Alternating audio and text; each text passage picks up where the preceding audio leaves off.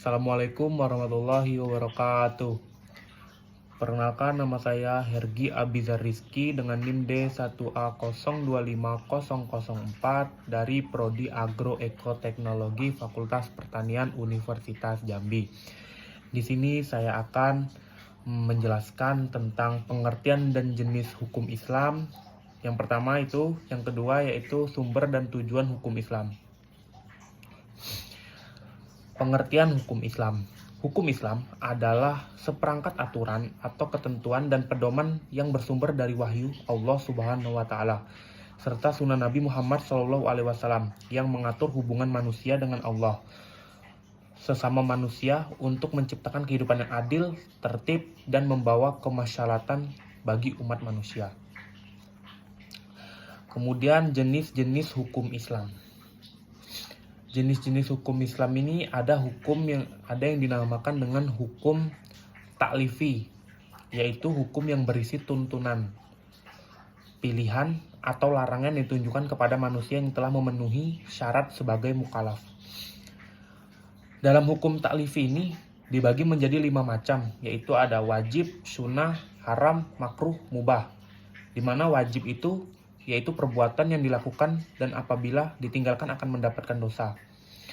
Kalau sunnah itu perbuatan yang dianjurkan untuk dilakukan.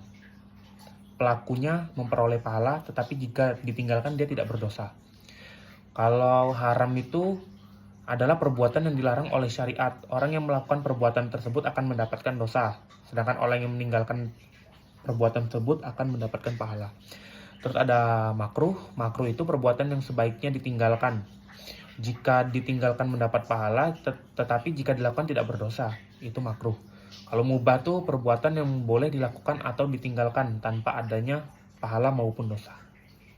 Yang kedua nih, tadi yang pertama ada hukum taklifi, yang kedua ada hukum wadhi, yaitu hukum yang menjelaskan sebab, syarat, penghalang, sah, batal, ruksah, dan azimah suatu perbuatan. Contohnya nih, misalnya terbenam matahari menjadi sebab wajibnya sholat maghrib, wudhu merupakan syarat sah sholat, terus haid menjadi penghalang kewajiban sholat bagi perempuan.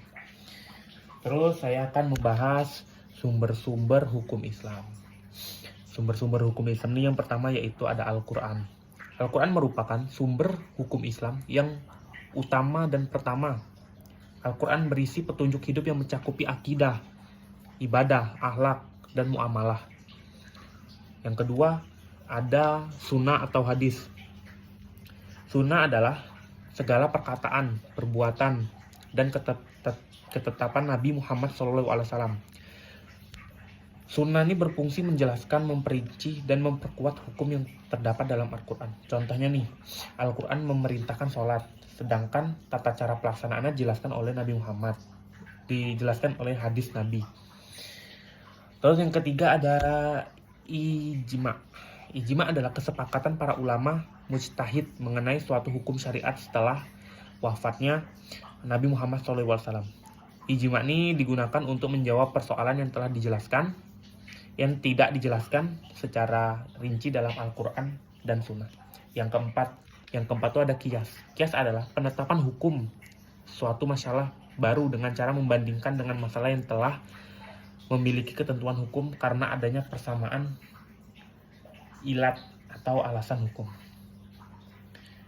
Yang kelima ini ada sumber hukum tambahan, yaitu beberapa ulama juga menggunakan sumber hukum tambahan seperti istisad, masalah mursalah, urs atau adat kebiasaan, istishab, dan sad az-zari'ah.